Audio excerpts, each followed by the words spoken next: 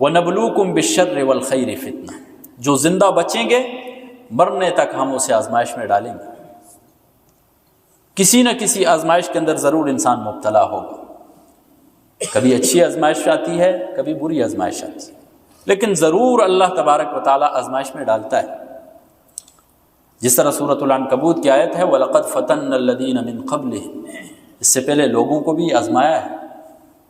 اب ذرا قرآن کا مطالعہ کریں، احادیث کا مطالعہ کریں، تاریخ کا مطالعہ کریں، آپ کو معلوم ہو. قارون کے حوالے سے آپ دیکھیں، ان قارون کان من قوم موسیٰ.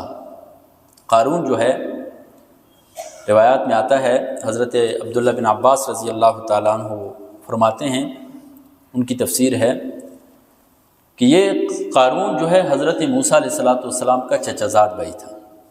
حضرت موسیٰ علیہ السلام کے والد کا نام تھا عمران، اور قارون کے والد کا نام تھا یسہر، اور پھر عمران اور یسہر کے والد کا نام تھا قاہت.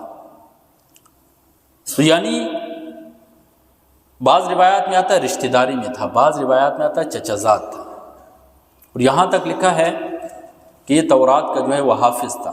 خوبصورت لہجہ اللہ تبارک و تعالیٰ نے اسے عطا کیا تھا.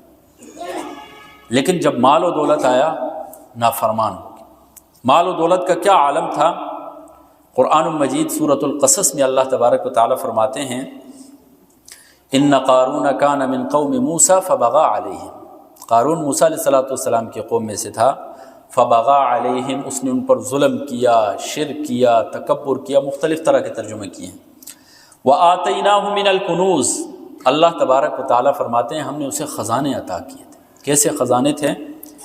ما ان مفاتحہ لتنوء بالعصبۃ اولي القوہ، ایک طاقتور جماعت کے اوپر بھی اس کے خزانے کی چابیاں بھاری پڑ جاتی تھیں. اتنی زیادہ چابیاں ہوتی تھیں. جہاں کہیں جاتا تھا ساتھ ایک مخصوص لشکر جو ہے وہ صرف اور صرف اس بات پر مامور تھا کہ اس کے خزانوں کی چابیاں صرف انہوں نے اٹھانی. اتنا زیادہ اللہ تبارک تعالیٰ نے اسے عطا کیا تھا. اور اس کی قوم اسے کیا کہتی تھی، لیکن ساتھ ساتھ وہ تکبر کرتا تھا، غرور کرتا تھا.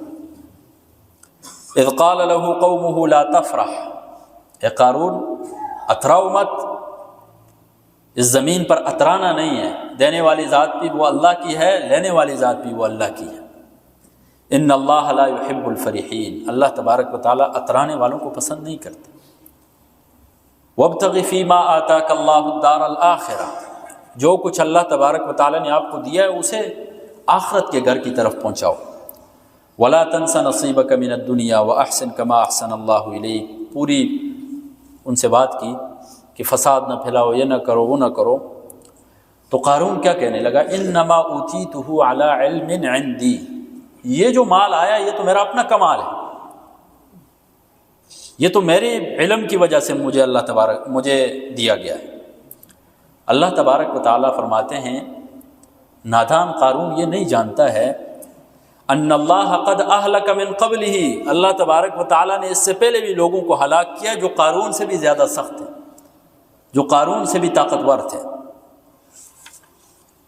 پھر ایک دفعہ جب یہ اپنی قوم میں نکلا زیب و زینت کے ساتھ، اتراتے ہوئے، غرور کے ساتھ، فساد کے ساتھ، واللہ تبارک و تعالیٰ فرماتے ہیں فخسفنا بہ وبدارہ الارض، اس قارون کو بھی ہم نے زمین میں دسا دیا، اس کے گھر کو اپنے مال و متاع کے ساتھ زمین کے اندر دسا دیا. یہ تو اللہ تبارک و تعالیٰ کی طرف سے ایک آزمائش ہے. اللہ تبارک و تعالیٰ طرح طرح کی نعمتیں عطا کرتا ہے اپنے بندوں کو اور آزما رہا ہے اپنے بندوں کو.